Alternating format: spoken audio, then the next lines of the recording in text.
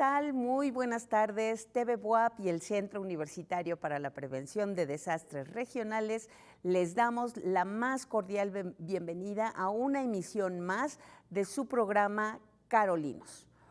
Hoy, jueves 4 de julio, les saluda Laura Domínguez Canseco a nombre de mi compañera Mónica Olvera, conductora titular de esta emisión.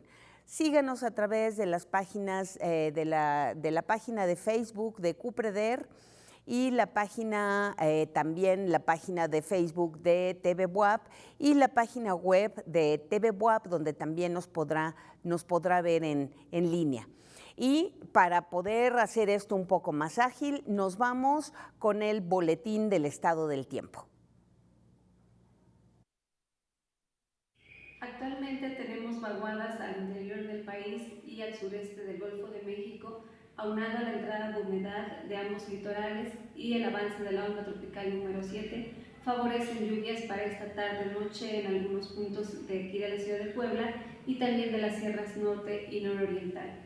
El huracán Beryl, ahora categoría 2, se encuentra cerca ya también de Quintana Roo. Se espera que la madrugada del día de mañana toque tierra en este dicho estado, atraviesa la península de Yucatán y por la noche emerja a las aguas del Golfo de México con dirección ahora hacia Tamaulipas. También las bandas nubosas de Beryl podrían estar generando algunas precipitaciones, principalmente en las sierras norte y nororiental. Por ello se recomienda extremar precauciones, seguir todas las recomendaciones que emita Protección Civil, sobre todo para aquellas personas que viven cerca de ríos de respuesta rápida, de barrancas, y también aquí en la ciudad, bueno, a causa de las lluvias generalmente se sufren encharcamientos, conducir con precaución y evitar cruzar las calles cuando se encuentran encharcadas. Muchísimas gracias a mi compañera Lluvia Gómez Texon, meteoróloga de Cupreder. Y a continuación vamos también a ver un poquito de lo que será la sexta Feria del Hongo, que además se va a sumar con un evento, con un simposio, con un evento en donde se hablará sobre los hongos. Es la sexta Feria de los Hongos y el primer Congreso Interdisciplinario de Hongos. Adelante. Hola amigos de TV Buap, soy Miriam Toski, soy parte del posgrado en Ciencias Ambientales, estudio el doctorado y formo parte del colectivo Yoraltepet, el cual realiza la Feria de los Hongos año con año. En este año se realizará la Feria de los Hongos el 1 de septiembre en San Miguel Canoa. Si quieren tener más información pueden visitar la página de Facebook, que es Sexta Feria de los Hongos Silvestres en San Miguel Canoa. La Sexta Feria de los Hongos también va a estar en convenio con el primer Congreso Interdisciplinario de Hongos, que se va a llevar también en seminarios, en la unidad de seminarios, por parte de la Benemérita Universidad Autónoma de Puebla. Lo organiza el doctor Ricardo Munguía Pérez y parte del comité organizador del Laboratorio de Micología 1. Si quieren más información también pueden entrar a la página de Facebook, que se encuentra como Primer Congreso Interdisciplinario de Hongos. Muchísimas gracias y no nos perdamos estos dos eventos, la sexta feria y bueno, a todos los interesados este congreso, este primer congreso, que bueno que van a tener seguramente actividades en ambos casos muy interesantes. Recuerden que la sexta feria es en San Miguel Canoa, aquí en Puebla, y ya estamos casi por cerrar esta convocatoria. Entonces, adelante.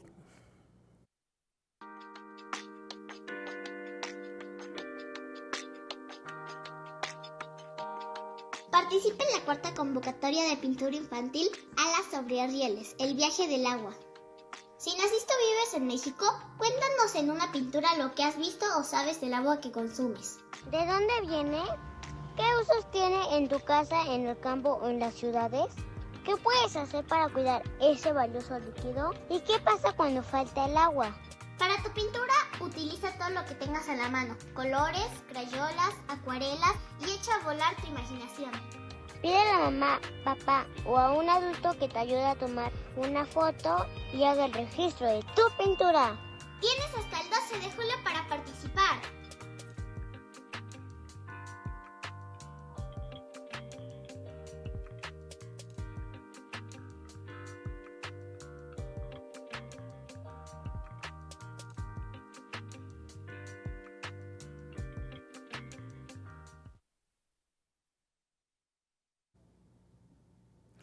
Bien, pues no se pierdan esta convocatoria de pintura infantil. Ya está por cerrar la convocatoria, tienen hasta el 12 de julio y pues manden por favor todos sus dibujos, serán bien recibidos.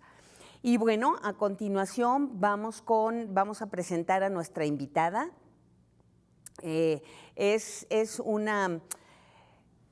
un momento que yo esperaba desde hace mucho tiempo. Yo ya quería poder tener una plática con la invitada que nos acompaña el día de hoy. Es la doctora Patricia Ramírez Bastida.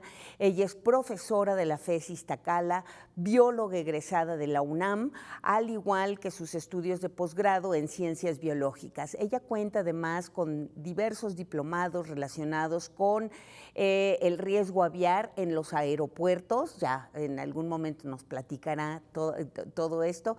Y sobre educación virtual. Ella es académica de la FES Iztacala con ya 39 años de experiencia impartiendo 175 cursos relacionados con vertebrados, manejo de recursos naturales y, por supuesto, ornitología. Tiene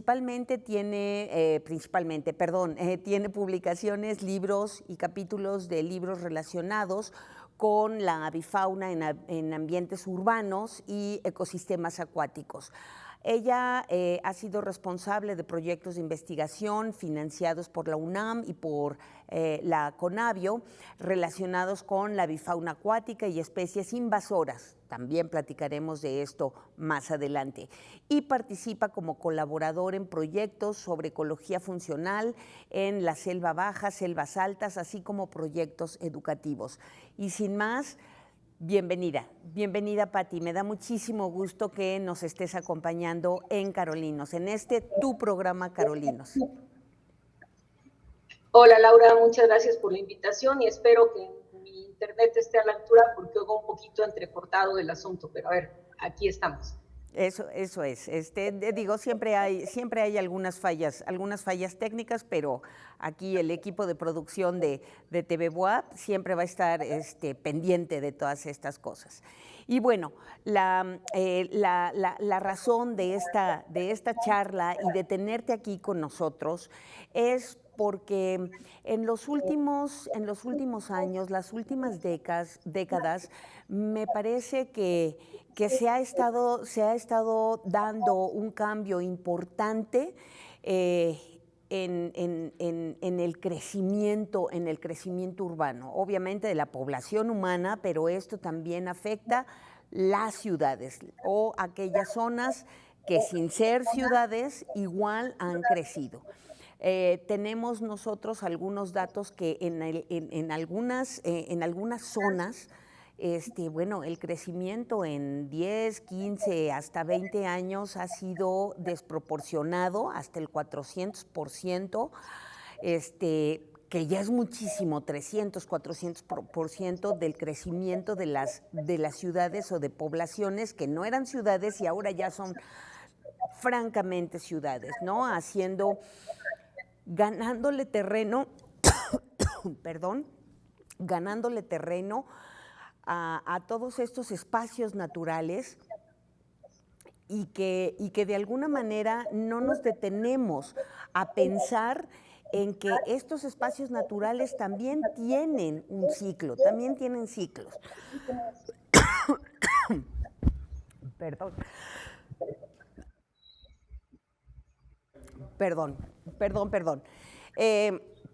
Y es aquí, en este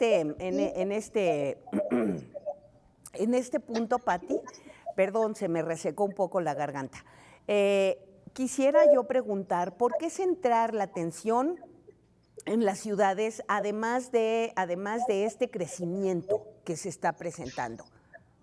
¿Qué nos dan las ciudades o qué nos quitan? Bueno, que nos quitan mucho, que nos dan mucho también.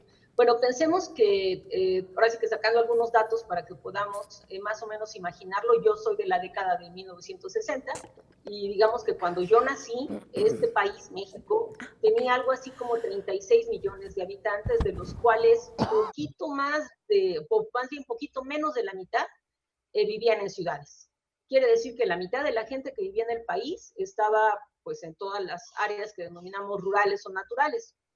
Para este momento, que todavía no tenemos el dato del último censo, pero contando el censo del 2020 o los datos actualizados que se tienen, pensemos que ahora ya somos 126 millones, quiere decir justamente lo que tú decías, casi un 400% de incremento en la población que habita el país, pero no solo eso, si nos vamos a la parte urbana, pues resulta que ha pasado de poco menos de la mitad a más del 81%, quiere decir que 8 de cada 10 mexicanos viven en una ciudad.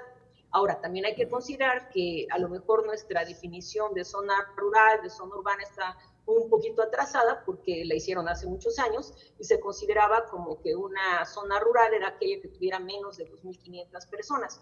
Y actualmente, pues, hay colonias urbanas que tienen más de 2.500 personas. Entonces, pues sí ha sido un crecimiento tremendo y mientras antes los investigadores veían de buscar en la zona natural para encontrar los procesos, los patrones, el funcionamiento de la naturaleza y demás, y se buscaban esos sitios prístinos, esas zonas con poca modificación, pues ahora ya se dieron cuenta, ya nos dimos cuenta de que es importante que saber qué está pasando con todos estos aspectos naturales en las zonas urbanas, porque digamos que la mayor parte de la población está ahí y entonces lo que hagamos entre todos pues va a afectar no solo a nivel local, porque hay quien dice, ay, pues las ciudades son menos del 5% de la cobertura terrestre. Pues sí, pero si lo vemos a gran escala, pues el impacto que tiene una ciudad es tremendo, porque obviamente para mantener a esas personas en la ciudad, pues se hace cambio de uso de suelo en todos los alrededores y ahora vemos que lo que denominamos la huella ecológica de las personas o de los países en sí,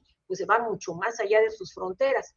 No sé, seguramente algunos de los que nos escuchan habrán escuchado eso de que por ahí de abril o mayo nos dicen ya nos acabamos nuestra cuota de lo que nos quedaba del planeta, ¿no? Y quiere decir que de ahí en adelante ya nos estamos comiendo un poquito más de las zonas naturales. Es decir, que los recursos que se requieren para mantener a esta población urbana, pues estamos sobrepasando la capacidad del planeta. Entonces, cualquier cosa que hagamos para mejorar el rendimiento de esos recursos, para mejorar el propio entorno urbano, pues no nada más va a beneficiar al otro aspecto biológico del cual formamos parte, sino también a nosotros. Entonces, como que ese sería el punto de partida.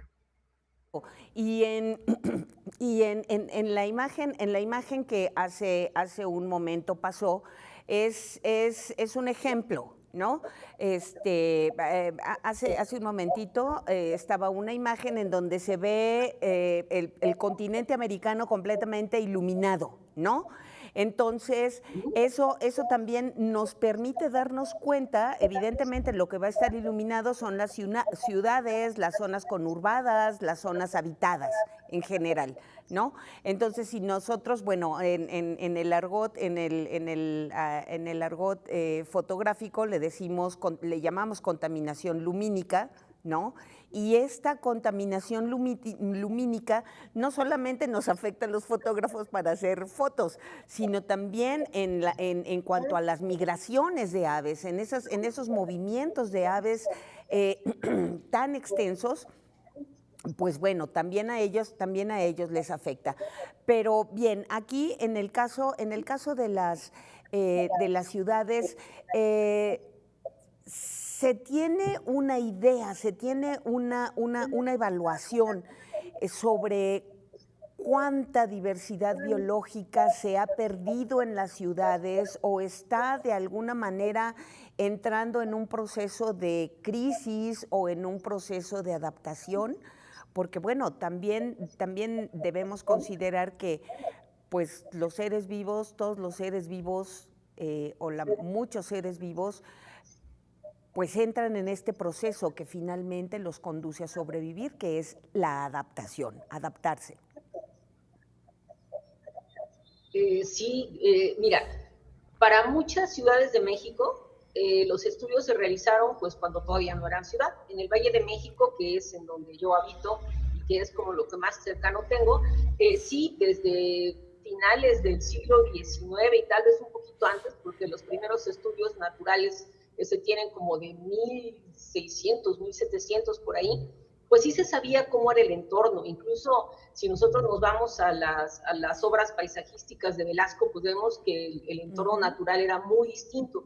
Y sí hubo de esos momentos, estamos hablando de fines del siglo XIX, principios del siglo XX, estudios que marcaban qué era lo que se tenía aquí, incluso de relatos, de novelas, de documentos históricos, pues se tiene la noticia o el qué era lo que estaba en esta ciudad. Recuerdo que en un estudio que hicimos, donde colaboraron unos botánicos, una doctora amiga botánica me decía, qué tristeza, porque estamos haciendo muestreos de plantas y veo todo lo que se había detectado en este lugar que ya no está. Especies acuáticas, especies subacuáticas, especies terrestres que ahora están en riesgo.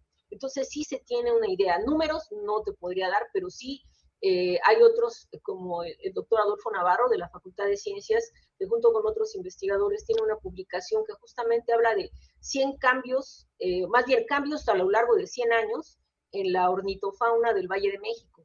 Y pues sí, hay registros de que a este Valle de México se llegaron a encontrar, por ejemplo, grullas, sí, que ahora sabemos que se quedan en el norte y demás. Entonces sí se tiene una idea y es de repente bien triste ver como todo lo que se va perdiendo. Y de otros grupos de fauna también se sabe, ¿no? Recuerdo yo, por ejemplo, que aquí en el Valle de México, en las partes bajas, pues en época de lluvias, era muy común que salieran estos sapitos que pueden enterrarse durante la sequía, y pues se llenaba de sapitos en muchas zonas. Y aunque la especie todavía no se considera en riesgo, pues sí hay muchísimas zonas donde sabemos que estaba y ahora ya no están. Entonces sí, si hiciéramos una buena recopilación, sabemos o podemos tener una idea de las áreas naturales que se han perdido, que ahora están convertidas en fraccionamientos o en nuevas áreas de cultivo o en industrias. Entonces sí es una gran cobertura de terreno que se ha ido perdiendo. Para que tengas una idea, cuando llegaron los españoles al Valle de México, pues se calcula que había un humedal, lo que eran los famosos 5 lagos que no siempre tenían agua, pero cubrían una superficie más o menos de 1,200 kilómetros cuadrados. Actualmente es donde se asienta la Ciudad de México, y pues la Ciudad de México ya son 1,400 kilómetros cuadrados de concreto y demás, ¿no? Entonces, pues sí han habido grandes cambios y con esto pues también grandes pérdidas, pero como también lo indicas, es importante, o a veces, como dicen, no hay que sentarnos a llorar por lo que perdimos, hay que ver qué es lo que nos queda y tratar de que mejore. Obviamente, la biodiversidad en estas zonas, pese a ser lo más urbanas que te puedas imaginar, pues nos sorprende de repente, porque sí podemos encontrar grandes manifestaciones o amplias manifestaciones de organismos que han podido tolerar o que se han incluso sabido adaptar a las nuevas condiciones que tenemos en las ciudades.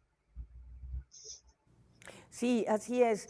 Que además todos estos organismos o estas explosiones de vida que podemos tener la fortuna de encontrar hoy en día todas las personas que de alguna manera somos curiosas y observadoras en estos ambientes urbanos, bueno, pues podemos encontrarlo, ¿no? De unos años a la fecha, tanto en la Ciudad de México como aquí en la ciudad de Puebla, ¿no? Pues bueno, muchas personas han estado como asombradas de que se ven cacomixtles, ¿no? En el Zócalo, ¿no? En los zócalos de las ciudades. Aquí en Puebla se les ha podido ver en los techos de esas casonas, ¿no? Casonas coloniales, y también en la Ciudad de México, ¿no? Ya no solamente a las orillas. Entonces, esto nos habla de alguna manera que si bien que también si las especies se están adaptando a estos entornos urbanos, pues bueno, también nosotros como seres humanos de alguna manera hemos propiciado con nuestras actividades, con nuestras conductas, con nuestros comportamientos cotidianos, también hemos fomentado que estas especies se acerquen. Aquí una de las cosas interesantes que me parece, Patti, es con la avifauna. ¿Y por qué enfocarnos en las aves? Bueno, porque finalmente me parece que las aves son animales con los que estamos más vinculados, ¿no? Los vemos en todos lados, ¿no? Entonces no nos resultan ajenos, nos resultan familiares. Sin embargo, yo no sé si todas las personas se han percatado de los cambios de las diferentes especies, ¿no? Hubo una temporada en la que, por ejemplo, los gorriones ingleses o el gorrión común, que además es una especie introducida, pues había por muchos lados, ¿no? Y de repente comenzaron a disminuir y de repente, bueno, es casi que el indicador por excelencia, pues los anates, ¿no? De repente se oían todos esos cantos y esos graznidos o quejidos en muchos lugares, o también el ver a otros animales que aunque nos parecen lindos, bonitos, románticamente lindos, pues también son especies que, si bien no en todos los lugares se ha evaluado los daños que ocasionan, pues ahí están, los vemos, como lo es el perico monje o monja argentino, ¿no? Entonces, esos me parecen que son cambios interesantes. Aquí lo que se ha visto es que, bueno, parte de la entrada de estas especies ha sido por directa causa humana, ¿no? El perico monje es un caso, ¿no? Quierase o no, después de la prohibición de la venta de pericos en México, pues hubo un campo de oportunidad para que un mercado que ya había iniciado hace algunos años, de repente se abriera, y digamos que para la gente de México, hasta tenemos un refrán, ¿no? Que es cierto para México, pero es falso para el resto del mundo, que dicen que es perico donde quieres verde. Pues sí, los pericos en México son verdes, pero no todos los pericos son verdes.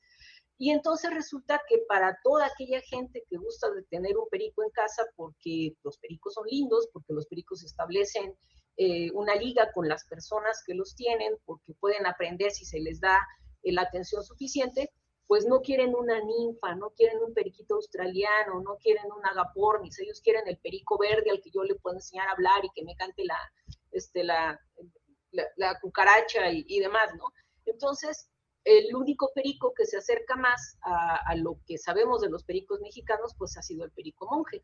Y como estos pericos sí pueden aprender, sí pueden hacer todas las monerías que se esperan de ellos, pero no tanto como otros pericos, o no les dedican tanto tiempo como debe dedicárseles, fue muy fácil liberarlos y de ahí en adelante a dispersarse, ¿no?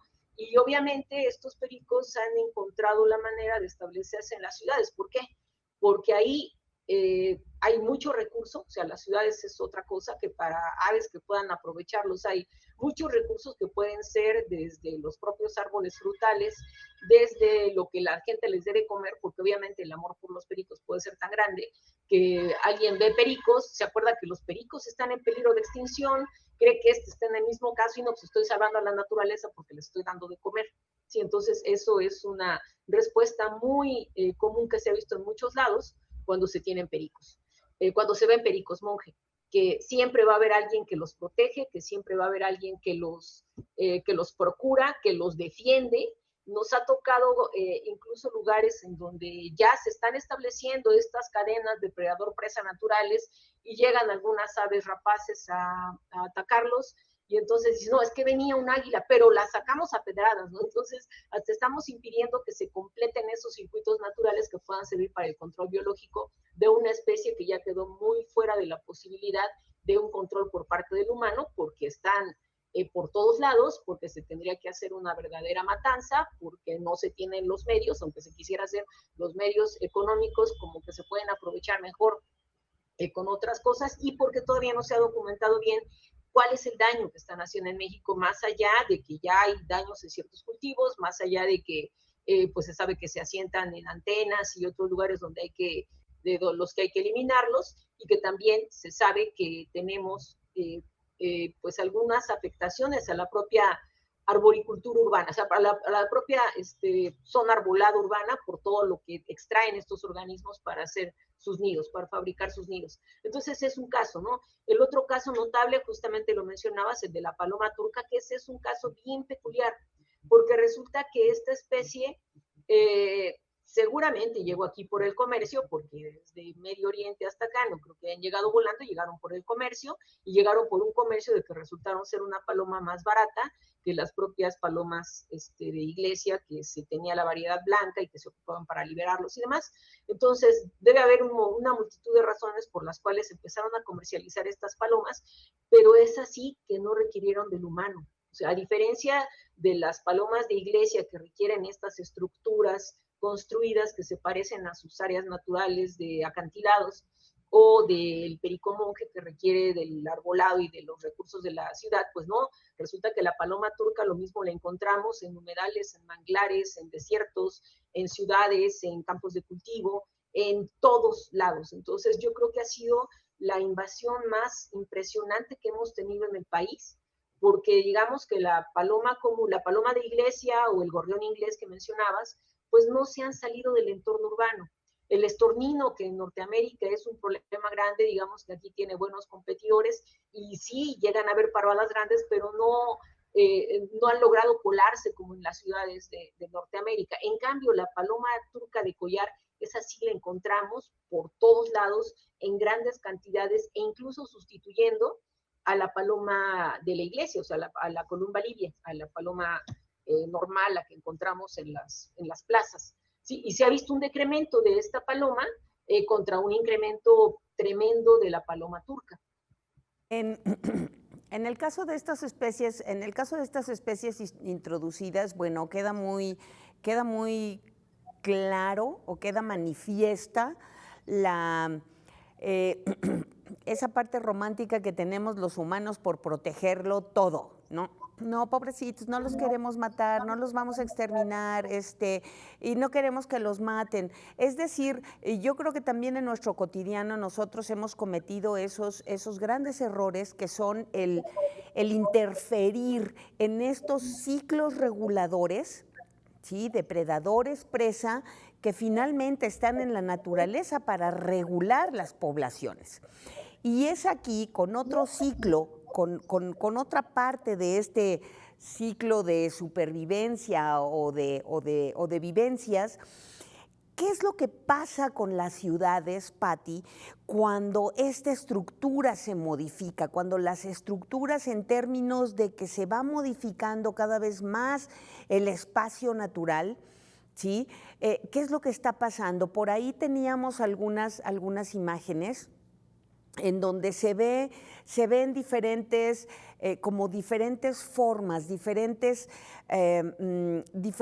tipos de zonas, bueno, es la misma zona urbana, pero en diferentes condiciones, con diferentes estructuras, ¿no? ¿Y qué es lo que pasa en términos de biodiversidad? Por ejemplo, esta que se está viendo, en donde cómo era y cómo lo hemos ido modificando y cómo hemos preferido otras cosas, ¿no? Pues que nada tienen que ver con el entorno natural, ¿no? Y que además no solamente en este ciclo depredador-presa, sino también en la disponibilidad de alimentos hemos estado interfiriendo, en el caso de las aves. Pues esto es bastante complejo, o sea, no se puede decir que haya un patrón general de cambios, sino que se tienen diferentes modificaciones. Voy a dar como varios ejemplos.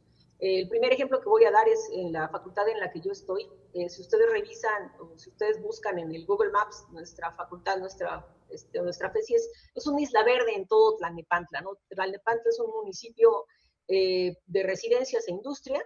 Entonces la FESI Iztacala pues es un área arbolada, solo son 24 hectáreas, pero cuando eso empezó era la nada, ¿no? O sea, eran campos de cultivo que se limpiaron, que se pelaron, que se abrieron para meter la escuela. Y en su momento las autoridades que han estado a cargo de esta escuela pues le han invertido mucho en jardines. Entonces ahora tenemos árboles que incluso algunos ya se están empezando a caer de viejos porque estamos por cumplir 50 años, entonces son árboles de 45, 50 años, pues que están más arriba de los 3 pisos que tienen los edificios, o incluso del único edificio que tenemos de 4 pisos, pues hay árboles mucho más altos que eso. Entonces, si pasa esto, o sea que de la nada, de un sitio abierto, alguien piensa en tener área verde y mantenerla, pues entonces lo que vamos a tener es un enriquecimiento paulatino de diferentes elementos, porque aquí estamos hablando de las aves, pero si pensamos en lo que comen las aves, pues comen frutos, comen semillas, comen néctar, comen otros insectos o comen pequeños invertebrados, incluso otras aves. Y pues si se da la condición apropiada, podemos tener una red trófica muy bien armada en un área verde y en un área verde tan pequeña como el jardín de una casa. Pero ¿cuál es la otra parte, no? O sea, pensemos en aquellas escasas personas que tienen la posibilidad de tener una casa dentro de una ciudad y que se las entregan con un patio trasero, un patio delantero, que sabemos que son, o como la minoría es lo más normal, es que llegas a un edificio de departamentos y siguiente va a haber un área verde común. Pero ¿qué pasa si entonces es que pensando en el gasto de estar limpiando eso, es que la tierra, es que los insectos, es que esto, entonces, ¿cuánto no hemos visto que en las zonas residenciales urbanas, lo primero que hacen es el espacio verde que tengan, lo cubro de cemento, lo cubro de concreto, sobre todo si voy a meter ahí mi auto, y entonces mi área verde se convierte en 3 macetas, ¿no? Y 3 macetas de puras hojas que no van a tener ningún recurso que dar a la biodiversidad. Pensemos no nada más en aves, ¿no? No hay edafofauna, o sea, no hay organismos en el suelo, no hay invertebrados, y por tanto no hay comida. Y si el árbol tampoco da frutos, semillas o flores que tengan néctar, pues entonces tampoco para esos organismos hay alimento. Y entonces tenemos una diversidad muy depauperada, muy pobre. ¿Sí? También aquellos, no, si vamos a conservar los árboles, y de repente conservamos árboles que no debieran estar en una avenida, árboles que no debieran estar en un patio cercano a menos de 3 metros de una casa. ¿Por qué? Porque es el arbolón que va a lanzar sus raíces y se van a meter en el drenaje, o que va a levantar banquetas, o que en un momento dado con un viento, como no tiene un buen suelo, se va a caer sobre la casa. Entonces tenemos también esa deficiencia de planeación en la parte vegetal. Y más aún, vámonos todavía más allá. Para mucha gente, ¿cuál es el área verde romántica o ideal que se propone? Unos cuantos arbolitos para que me pueda sentar a la sombra y lo demás pasto para que pueda correr, jugar. Y obviamente estamos perdiendo ahí también un montón de recursos, porque los arbustos, lo que llamamos malas hierbas, los árboles nativos que pueden no ser tan hermosos como estos árboles que hemos introducido y que nos gusta ver y que vienen de Sudamérica, que vienen de Asia, que vienen de África o de Australia o de Argentina, de muchos lados, pues no tienen esa historia de contener el recurso biológico que sirva para en este caso, para la bifauna. Entonces podemos tener un mosaico de entornos, ¿no? Aquellos donde sí se tiene esta estructura, y que sería lo más parecido a un lote baldío, que tuviéramos muchas hierbas, muchas malezas, muchos arbustitos, uno que otro árbol, y que ahí vamos a encontrar un montón de recursos, al campo de golf, que es un pasto súper bien cuidado, pero que no proporciona, o sea, 0 recursos para la biodiversidad, ¿no? Y que nada más lo que hay en la periferia o donde se haya emplazado es donde sí podemos tener algo. Y obviamente todas las partes intermedias, que pueden ser estos jardincitos, si por favor al dueño de la casa se le dio por tener macetitas que sí tengan flores, o que sí tolere que estén ahí los pulgones u otros, las larvas de mariposa o algo, pues entonces sí tendremos posibilidad de que haya otro tipo de avifauna, pero de lo contrario, pues no, o sea, tendremos un jardín, sí, pero es un jardín que lo único que va a tener es la planta y punto, y peor tantito, si le estamos fumigando, pues ni eso, ¿sí? Es decir, que lo que estamos creando, y incluso también en la parte que al gobierno le toca, nuestras áreas verdes, pues son áreas verdes, ¿no? Pero no están ofertando beneficios ambientales, ¿no? Y a pesar de eso, Patti, platícanos sobre cuáles son las especies que podemos encontrar en un entorno urbano. A mí me interesa mucho la Ciudad de México porque la Ciudad de México ya es una megalópolis, ¿no? Es enorme, está conurbada con diferentes municipios, y aunque a los alrededores todavía logramos tener algunos ambientes más o menos conservados, la ciudad ha crecido muchísimo. Platícanos así general, cuáles son las especies que podemos encontrar, todas esos visitantes o esas aves características que podemos encontrar en algunas épocas y que todavía encuentran refugio en estas pocas áreas verdes que quedan. Bueno, es que aquí tendríamos que estar delimitando a qué nos estamos refiriendo con Ciudad de México, porque Ciudad de México, entendida como la entidad, pues incluye, sí, una parte urbana, pero tiene toda una parte hacia el sur que está representada por sierras y está representada por grandes áreas un poco menos urbanizadas. Entonces yo más bien me voy a referir a la parte urbana, que ya hablando de la Ciudad de México, desde esa parte de lo que entendemos como la metrópolis, pues es una ciudad que se extiende hacia el norte, hacia donde estamos nosotros en el Estado de México, y todavía comunicado a algunos municipios más allá.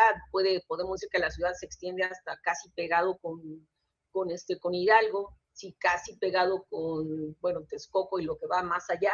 Entonces, en esa ciudad, en esa parte urbana, no la entidad como CDMX, sino la parte urbana de la ciudad, pues sí se pueden encontrar, ahora sí que apuntándole a números al aire, seguramente más de 200 especies, o más de 300 especies, porque hay que ver que si tenemos un área verde, y nuevamente me voy a referir a la facultad, porque nos da la idea de que si podemos tener eso en 24 hectáreas, que no podríamos tener en un corredor conectado de áreas urbanas, de camellones, de áreas verdes, que todos los jardines se desarrollaran bajo un esquema.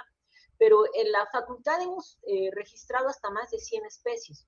Que uno dice, 100 especies de aves es como de locos. Sí, pero sí, ya en esta época, ahorita estamos en época de verano, cuando lo más que se registra son principalmente las residentes y alguna que otra perdida que ande por ahí, pero en esta época, pues sí podemos esperar que haya unas 35 o 40 especies en un jardinzote tan bien armado como lo es la facultad.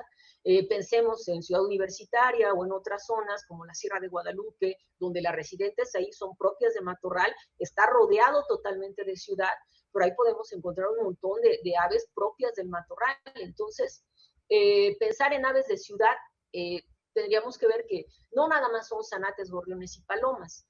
No estoy viendo las imágenes, pero sé qué imágenes estamos compartiendo. Pues ahí se puede ver que hay calandrias, hay gorriones, hay pinzones, muchos colibríes, aves rapaces incluso. Y si, como decíamos, si hay un cuerpo de agua cercano y ese cuerpo de agua tiene medianamente las condiciones de heterogeneidad de hábitat, pues entonces pueden llegar patos. Aquí en la Ciudad de México, en el bosque de Aragón, llega pelícano blanco, ibis, chorritos, patos de varias especies, abocetas, monjitas incluso se reproducen ahí, chorlos, playeritos y demás, ¿no? O sea, eso es en la parte de un humedal urbano. Si vamos a la parte de un jardín urbano, pues puede haber dominicos, obviamente llegan golondrinas, hay saltaparedes, hay,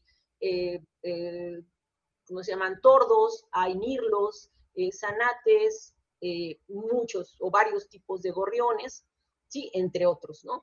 Hay algunos elementos que antes se veían en la ciudad y que se han ido perdiendo, que son los que tienen requerimientos especiales, como es el caso, por ejemplo, de los verdugos. Cuando yo empecé a estudiar las aves ahí en la facultad, hasta decía, la gente de Estados Unidos dice que están decayendo sus verdugos y aquí los tenemos a la mano, ¿no? Y pues no, ya no los tenemos. Sí, y se han ido ahora sí que separando de las áreas perturbadas para quedarse en donde todavía tienen estos recursos. Entonces sí, fijándose un poquito, volteando un poco al cielo, fijándose en los organismos, tenemos muchísimas especies que pueden sobrevivir con un mínimo de condiciones incluso dentro de las ciudades más urbanizadas, si tenemos un espacio tipo jardín que les pueda dar lo básico de recursos. En ese sentido y en todo este listado de especies que por el nombre común las podemos ir identificando, ¿tú consideras que si lográramos a nivel, pues en lo personal y en verdaderas medidas gubernamentales de los estados, de las ciudades, etcétera, etcétera, si lográramos modificar las estructuras de las áreas verdes, ¿estaremos gestando un cambio? ¿Se podría estar dando un cambio para poder tener, para poder conservar estos bienes, este bien que es la diversidad? Recordemos que cada una de las especies que están aquí, ¿no?, que nos acompañan, pues bueno, también tiene una función dentro de los ecosistemas como polinizadores, dispersores de semillas, reguladores de plagas, etcétera, etcétera, ¿no? Entonces, eso podría funcionar, el darle una mayor y mejor estructura a los ambientes, a las áreas verdes. Pues seguramente que sí. Hay algo que de repente no se toma en cuenta. A nivel internacional, una instancia de la ONU, hace muchos años, hace muchas décadas, estableció una medida que seguramente tiene todas sus bases, yo no conozco las bases de eso, pero que decía que cada habitante en una zona urbana requiere un mínimo de 9 metros cuadrados de área verde como para completar. Obviamente no es que uno lo requiera, sino hablaban de que para tener un entorno sano en un ambiente urbano, por cada habitante tendríamos que tener 9 metros cuadrados de área verde. Obviamente en una construcción, en un desarrollo como el que tuvo la Ciudad de México y que seguramente han tenido muchas ciudades en muchas partes del mundo y bastantes en México, pues eso no se fijó, ¿no? O sea, se convirtieron, tenemos todos estos sitios donde se construyen las casas que son como casas dormitorio porque la gente trabaja bien lejos, tiene que venir acá a las zonas centrales a su trabajo y tiene que regresar allá nada más para dormir. Y obviamente todos estos desarrollos pues no se tomaron en cuenta esto de las áreas verdes necesarias y las áreas comunes tienen esta estructura que mencionábamos del arbolito y el pasto, ¿no? Claro que sí, y pensemos que puede ir mucho más allá, pensando como los recursos de las aves, pero regresándonos a las necesidades de la ciudad. Creo que en esta temporada de secas y en esta temporada de lluvias derivada de esa gran temporada de secas y de esos calores que nunca se habían visto y que se habían venido acumulando desde hace algunas décadas, pues entonces nos vamos a enfrentar a que si hubiera, ¿no? Si las ciudades, en vez de tener todos esos patios de concreto con macetas, tuviéramos las áreas verdes que pudieran retener el agua que les cae y trasminarlas para hacer la recarga de acuíferos, no nos estaríamos enfrentando a esto de las zonas bajas de las ciudades inundadas reiteradamente cada que viene la temporada de lluvia, porque como mis amigos limnólogos decían, el agua tiene memoria. Entonces, si alguna zona en algún momento estuvo cubierta con agua y ahora está cubierta por casas, pues no nos extrañe que cuando lleguen lluvias extraordinarias las podamos volver a tener inundadas. Entonces, ya desde el manejo hídrico de las ciudades sería importante no nada más pensar en los supercorredores que pueden ser carísimos porque hay que expropiar, porque hay que abrir zonas, porque a lo mejor el espacio no lo permite, pero sí esos pequeños espacios verdes que pudieran ayudarle o pudieran bajarle la presión al sistema de drenaje y a su vez pudieran ser un entorno donde tuviéramos esa parte de recursos para favorecer la biota urbana, que no nada más son aves, que decíamos que son un montón de organismos extra. Entonces, pues a lo mejor en lo que ya está es difícil volver a pensar en regresarlo, pero sí en los nuevos desarrollos o en los nuevos planes de ordenamiento urbano que se tengan, tomar en cuenta todo eso, ¿no? Que se requiere el espacio verde, que se requiere las zonas de filtración, que se requiere esa heterogeneidad ambiental que nos permita mantener la biodiversidad, de reconocer cuáles son las entidades biológicas que todavía quedan, ver si alguna de ellas requiere protección y cuál es la reprotección más eficiente que le podemos dar, y además cómo podemos revertir, cómo podemos difundir hacia la gente esto de que voltee más a ver a los organismos, a no satanizar a ciertos grupos de organismos, a que se reconozca la importancia, como tú dices, de los servicios ambientales, pero también de que existan ahí, de que estén, de que podamos apreciarlos. Sí, entonces todo eso, y obviamente buena parte puede salir de uno, pero otra parte pues sí tiene que ser como una directiva con base en un plan de ordenamiento que cumpla todo esto y que vea la manera de ir revirtiendo poquito a poquito, pues todos estos deficiencias en el desarrollo que en muchas ocasiones fueron motivadas por la presión, por la urgencia de crecimiento, pero que si podemos irlas mejorando, pues va a ser para beneficio de todos. Patti, acabas de mencionar una palabra que es una palabra clave para el CUPREDER, porque a eso también nosotros a eso nos dedicamos, ¿no? Como a ordenar los territorios.